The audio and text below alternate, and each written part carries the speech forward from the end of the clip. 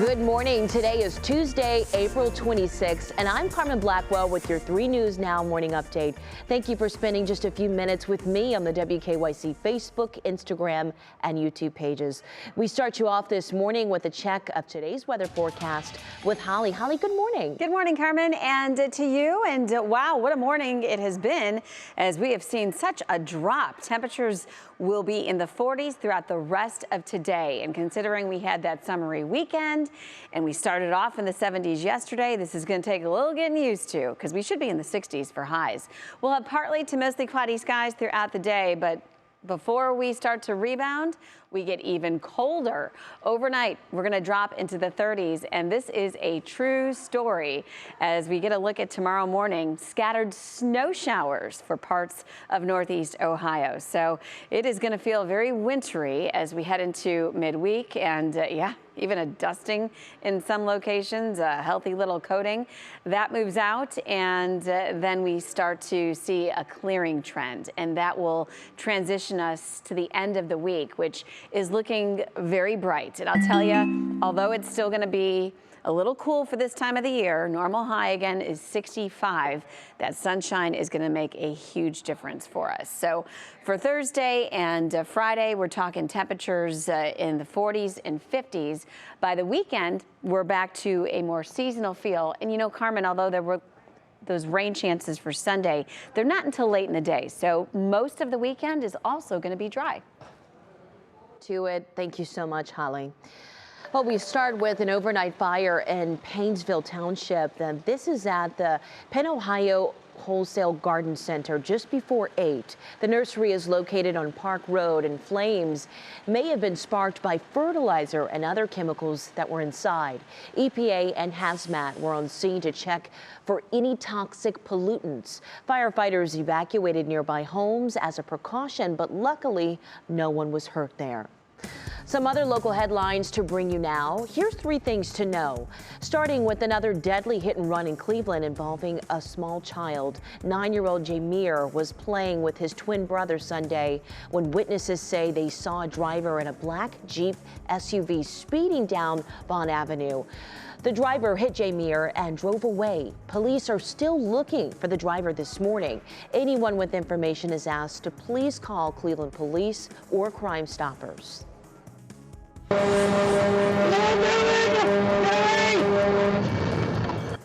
Well, some tense moments here in Medina County as the driver of this dump truck realizes he lost his brakes and is headed on a collision course with a school bus.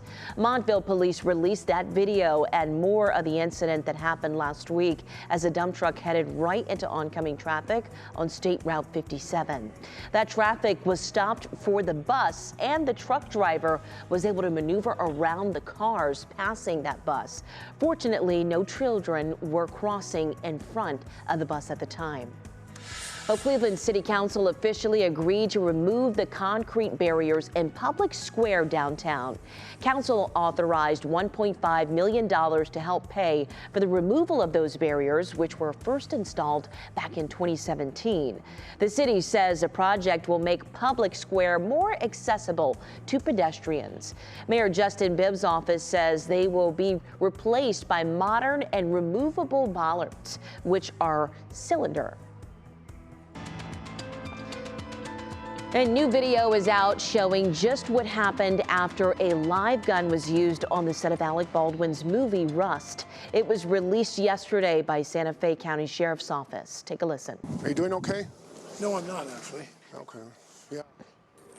Well, it shows the movie's director laying next to cinematographer Helena Hutchins, trying to save her life as he's treated for his own gunshot wound.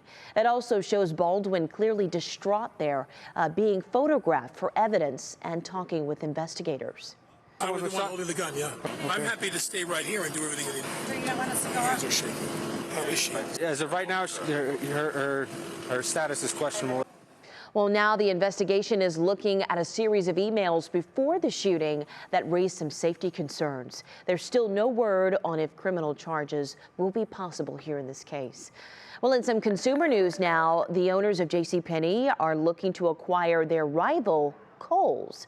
Penney's parent companies, Simon Property and Canada-based Brookfield Asset Management, which brought JCPenney out of bankruptcy back in 2020. Well, they're now offering a deal that would value Kohls at upwards of $8.6 billion. The plan would be to maintain the two separate brands, but cut costs and streamline operations. Kohls put itself up for sale earlier this year. Well, Twitter is trending on its own platform after news that the company has been sold to Elon Musk, one of the world's richest men. Now, Musk is finalizing a deal and planning to take the site private and carry out his vow to redefine free speech online.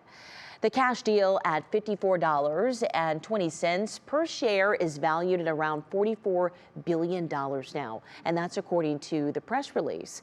Once the sale is closed, Twitter will become a privately held company.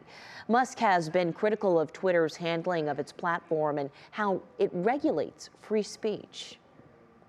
Well, thank you for taking the time to join me for this 3 News Now morning update. Our digital team will continue to bring you the stories making headlines around Northeast Ohio and the world. But in the meantime, please be sure to continue to check out our social media pages and WKYC.com throughout your day. I'm Carmen Blackwell, and I'll see you tomorrow morning right here on Go, starting at 4:30. Have a great day.